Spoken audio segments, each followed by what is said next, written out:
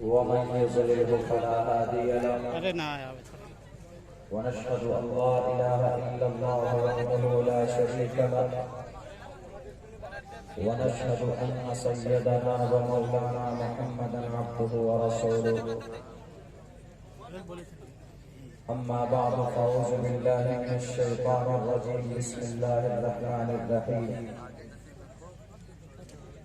هو الذي خلق لكم ما في الأرض جميعا وقال الله تبارك وتعالى في القرآن المجيد ولقد كرمنا بني آدم وقال الله تبارك وتعالى وما خلقت الجن والإنس إلا ليعبدون وقال الله تبارك وتعالى في القرآن المجيد إذا نودي للصلاة من يوم الجمعة فاسعوا إلى ذكر الله وذروا البيع قال النبي صلى الله عليه وسلم من رأى منكم منكرا فليغيره بيده فإن لم يستطع فبلسانه فإن لم يستطع فبقلبه وذلك ضعف الإيمان وقال النبي صلى الله عليه وسلم لا يدخل الجنة من لا يأمن جاره بوائقه وقال النبي صلى الله عليه وسلم إن أحب البلاد إلى الله مساجدها وأبغض البلاد إلى الله أسواقها أو كما قال النبي عليه الصلاة والسلام. Praise be to Allah, peace and blessings on the Prophet of Allah subhanahu wa ta'ala, his descendants and all of his companions. We seek refuge in Allah from Satan the rejected and accursed. In the name of Allah, the most benevolent, the most merciful, the most compassionate. O my Lord, explain me my praise, ease my task for me. Remove the impediment from my speech so they may understand what I say. Vasudev Sutam Devam Kansachanuramardanam Devaki Paramanandam Krishnam Vande Jagat Guru Maha.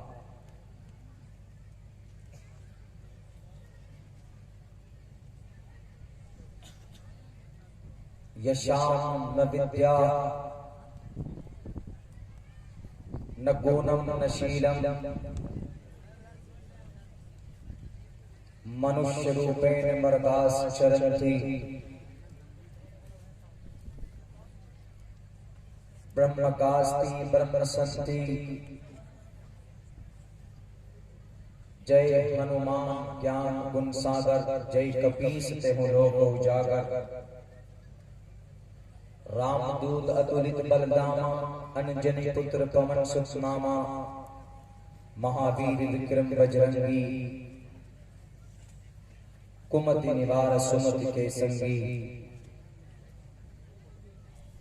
कंचन वरण वरद उबेशा कानन कुंडल कुंचित केशा ओम शन्नो वरुणः शन्नो मित्रा शन्नो भवद्वर्यमा शन्ना ब्रह्मा बृहस्पति नमो ब्रह्मणे नमस्ते वायो तमेव प्रत्यक्षं ब्रह्मासि ओम शांति ओम शांति ओम शांति।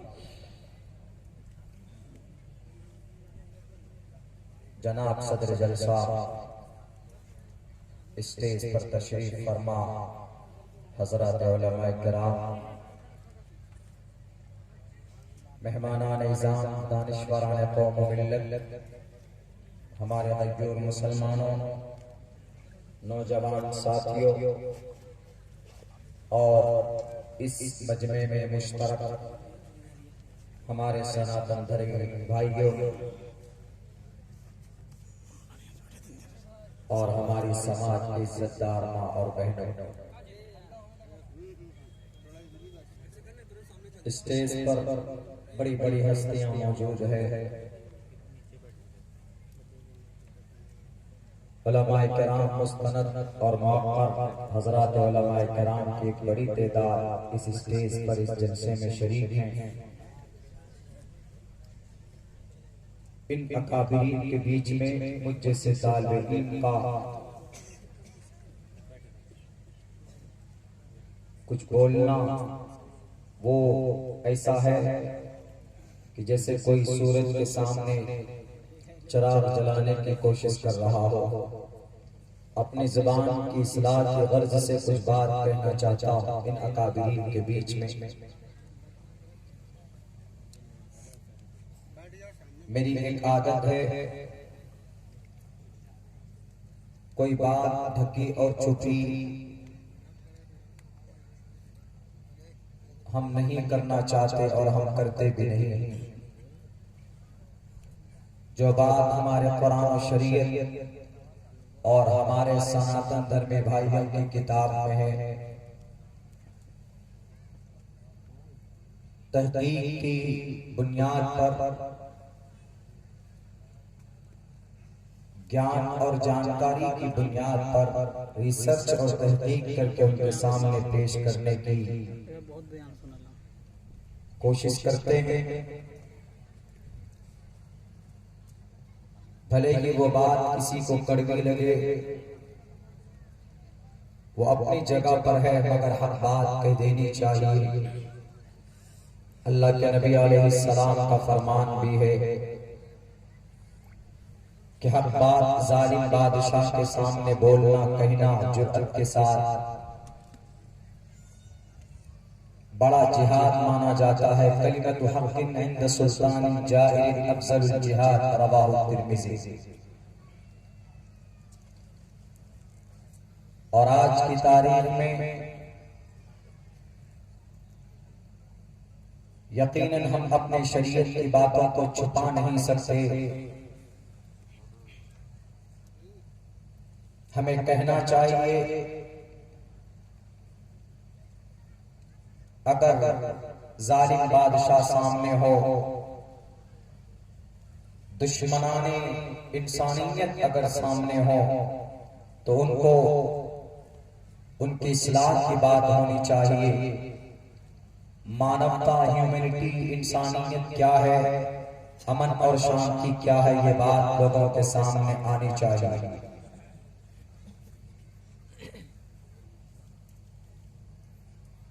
मुख्तलिफ उन्वान और मौजू को लेकर मैंने कुरान करीम के आयत और अहादीस मुबारका और हिंदू भाइयों की बहुत मजबूत और ऑथेंटिक किताबों के हवाले से कुछ श्लोक भी आपके सामने मैंने पेश किए। कोशिश करूंगा उन्हीं के बीच में मैं बात करूं, और खुसूसन आज एक वावेला और एक बर्निंग निशूज बना दिया गया अजान का हनुमान चालीसा। इसीलिए मैंने पर्टिकुलर खुसूसन मैंने हनुमान चालीसा को पढ़ा। जय हनुमान ज्ञान गुण सागर, जय कपीसते हलो को उजागर, राम दूध अतुलित बलदामा, अंजन पुत्र पवन सुतनामा। एक 1.5 पेज में है हनुमान चालीसा, मगर मैंने शुरू के 2-4 लाइनें आपके सामने पेश की। मैं बताऊं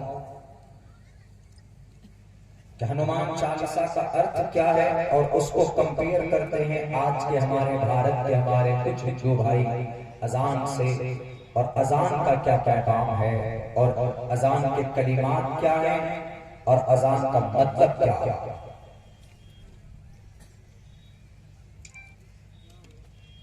मेरे भाइयों,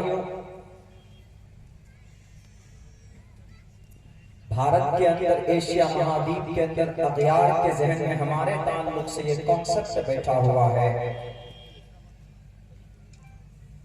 ये बात उनके दिलो दिमाग में बिठा दी गई है कि अजान हो, नमाज हो, मस्जिद हो, तकबीर हो, कुछ भी हो, अगर मुसलमान करते हैं तो इसका मतलब जुल्म तशद्दुद, इसका मतलब जिहाद। ये बात सिर्फ जहन में बिठाई गई। हालांकि ऐसा कुछ नहीं। कुरान करीम में अल्लाह तबारक व तआला ने साफ और वाज़ेह लफ्जों में कहा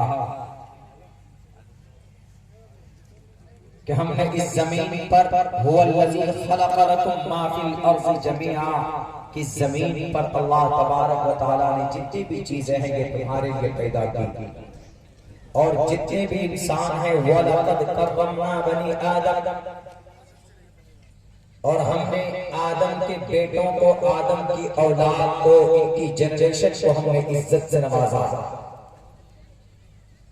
आदम की औलाद कौन? क्या सिर्फ मुसलमान आदम की औलाद है? इन इंटायर वर्ल्ड, पूरी दुनिया के अंदर 10 अरब से कहीं ज्यादा इंसान बसते, सिर्फ 2 अरब इंसान मुसलमान हैं, बाकी सब 8 अरब क्रिश्चियन, जैन, बौद्ध, कन्फ्यूशनिज्म, सनातन धर्मी, कम्युनिस्ट वगैरह वगैरह। वलक़द कर्रमना बनी आदम, हमने इस जमीन पर आदम की औलाद को इज्जत से नवाजा। यह कुरान करीम का पैगाम है। जो लोग कुरान के बारे में ये सोचते हैं कि कुरान का ऑर्डर और कुरान करीम के अंदर जो अहकामात हैं वो सिर्फ पर्टिकुलर मुसलमानों के लिए है और हिंदू भाइयों के अगेंस्ट में इस कुरान को उतारा गया है, तो वह अपने दिमाग से इस बात को निकाल दीजिए। आप कुरान को करीब होकर पढ़ने की कोशिश कीजिए। कितना खूबसूरत, कितना अच्छा पैगाम है। वलक़द कर्रमना बनी आदम व हमलनाहुम फिल बर्रि वल बहरि व रज़क़नाहुम मिनत तय्यिबात, कि हमने समंदर में, हमने खुश्की में और समंदर में, दरियाओं में हमने उन सबको आबाद किया। व रज़क़नाहुम मिनत तय्यिबात, और हमने उनको हलाल रिज़्क़ भी अता किए खाने के लिए। बता दीजिए हिंदू भाई, वलक़द कर्रमना बनी मुस्लिम, वलक़द कर्रमना बनी मोमिन, नहीं, बनी आदम। और आप भी जानते हैं कि इस पूरी धरती के ऊपर जितने भी इंसान हैं इन सबको आदमी कहा जाता है, क्योंकि ये आदम के बेटे हैं, इसलिए इनको आदमी कहा जाता है। यही वजह है कि अल्लाह के नबी अलैहिस्सलातु वस्सलाम ने यूं कहा कि अगर तुम्हारे पड़ोस में, तुम्हारी बस्ती में, तुम्हारे घर के करीब अगर कोई पड़ोसी है, तुम मुसलमान हो, तो तुम्हारे हाथ से, तुम्हारे पैरों से, तुम्हारी जुबान से, तुम्हारी आंख से, तुम्हारे पार्ट्स ऑफ बॉडी से उसको कोई तकलीफ नहीं होनी चाहिए।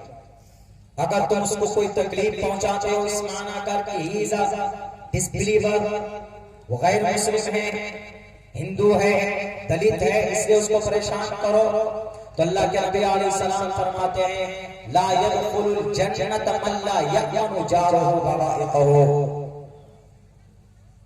जिसका पड़ोसी उसके जुल्म से मामून ना हो, महफूज ना हो, वो इंसान दुनिया में अच्छे अमल कर ले, वह जन्नत में नहीं जाए।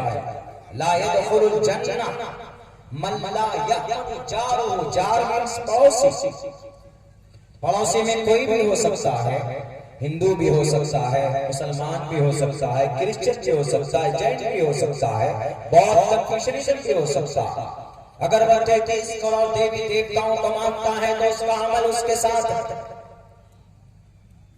लेकिन सबसे पहले वो एक इंसान है, एक मानवता की हैसियत से आप देखेंगे उसका बाप, उसका फादर और आपका बाप एक है, एक कोख से और एक मट्टी से, एक खमीर से आप पैदा किए गए। A person will not enter the paradise whose neighbor is not safe from his cruelties. उसके जुल्म से उसका पड़ोसी अगर महफूज नहीं है तो कभी भी जन्नत नहीं जा सकता।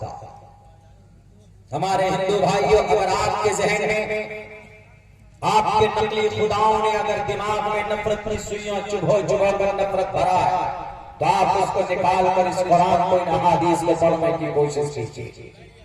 इन्हीं नफरत की वजूद पर, इन्हीं नफरत की बुनियाद पर मस्जिद के सामने खड़े हो जाते हैं लाउड स्पीकर पर और हनुमान चालीसा पढ़ते। या आप नहीं पढ़ते, या आपके डुप्लीकेट और नकली खुदा आपसे पढ़वाते, याद रखो जब आप मरोगे तो आपके माता पिता आपका साथ नहीं देगा, क्योंकि डुप्लीकेट खुदा और ये नकली खुदा, ये जो गद्दियों पर बैठे हुए हैं आपके राजनेता, ये कभी भी आपको सपोर्ट नहीं कर सकते। ना पुत्र ही सहायात माता पिता चैतिष्ठा, मनुस्मृति का ये श्लोक है कि जब इंसान मरेगा तो उस इंसान के साथ अगर कुछ जाएगा तो उसका अमल और उसका धर्म जाएगा। यहाँ तक कि अगर उसके बाप उसके सामने, उसकी माँ उसके सामने होगी, बेटे को अगर एक नेकी की जरूरत पड़ेगी तो माँ और बाप अपने बेटे को भी देखकर मुंह मोड़ लेंगे। हमारे कुरान में तो और तफसील से, लेकिन आपके मनुस्मृति के अंदर ये बात कही गई, ना पुत्र ही सहायात, कोई सहायता नहीं होगा, ना पुत्र ही सहायात पिता माता चैतिष्ठा, कोई उसका साथ नहीं होगा। इसलिए कि इस धरती के ऊपर जब कोई इंसान जन्मता है तो वो अकेला आता है, और जब वो मरेगा तो अकेले जाएगा, और जब वो परमात्मा के सामने खड़ा होगा तो उसका अमल उसके साथ जाएगा। कोई नेता जो वहां सामने नहीं होंगे जो आजकल लाउड स्पीकर हनुमान चालीसा और अजान का बनने की सोच खड़ा किया होगा। ये तो हमारे और आपके बीच में एक नफरत की दीवार काटते थे। इसीलिए हमारे हिंदू भाइयों, आप इनके बहकावे में ना आए। आप अच्छे कब होते हैं? जब आप दूसरों के लिए अच्छा चाहते हैं। आंख बंद करके आंखों में पट्टी डालकर किसी की बात पर गौर किए बगैर निकल जाना मैदान में, माहौल को खराब करने के लिए बिल्कुल अलाउ नहीं है। अब बताइए, अल्लाह के नबी अलैहिस्सलाम फरमाते हैं कि अगर तुम्हारा कोई पड़ोसी है तो उसके साथ नरमी के साथ हमदर्दी का बर्ताव उसके साथ करो। अगर कोई जुल्म करता है तो वो मुसलमान है तो वो जन्नत नहीं जाए। और अल्लाह के नबी अल्लाह तबारक व तआला ने तो कुरान में फजीलत बयान की, आपकी इज्जत दी आपको इस दुनिया के इंसानों को। 18,500 मखलूकात में सबसे काबिल एहतराम अगर कोई मखलूक है तो अशरफुल मखलूकात इंसान को बताया गया है, मुसलमानों को नहीं, इंसानों को। वलक़द खलक़नल इंसाना फी अहसनि तक़वीम, इंसान, हमने इंसानों को बेहतरीन सांचे में ढाला। इंसानों की तारीफ की गई। कल क़यामत में अल्लाह तबारक व तआला इंसानों से, मुसलमानों से कहेगा कि लोगों, मैं बीमार था, हॉस्पिटल में था, तुमने हमारी इयादत की, अगर तुम मेरी इयादत करते, मैं बीमार था तो तुम मुझे वहां पर पाते। एक तमहीद लेकर मैं चल रहा, क्योंकि मुझे इन बातों के ऊपर अज़ान और हनुमान चालीसा और मस्जिद, इन तमाम बातों के ऊपर रोशनी डाली है। तो मैं तमहीद बांध रहा, अपने तमहीद को, अपने कुरान को, अल्लाह के नबी के झलक और अहादीस मुबारका के पैगाम को लोगों के सामने मैं पहले रखना चाहता हूँ, ताकि जो गलत फहमियां हैं वो दिल से, दिमाग से पहले निकल जाए। कल क़यामत में अल्लाह तबारक व तआला पूछेगा इंसानों से, क्या इंसान है इब्ने आदम, मुसलमान का वर्ग नहीं है, या इब्ने आदम, मैं बीमार था, तुमने मेरी इयादत की। बंदा कहेगा कि अल्लाह, यू आर गॉड, आप तो सर्वशक्तिमान थे, आप तो अल्लाह थे, आपको क्या जरूरत पड़ी थी इयादत की? उन्होंने कहा कि मैं नहीं, मेरा फलां बंदा बीमार था, अगर तुम इयादत के लिए जाके उनकी मदद करते तो तुम मुझे वहां पर पाते। इब्ने आदम, मैं भूखा था, तुमने मुझे खाना खिलाया।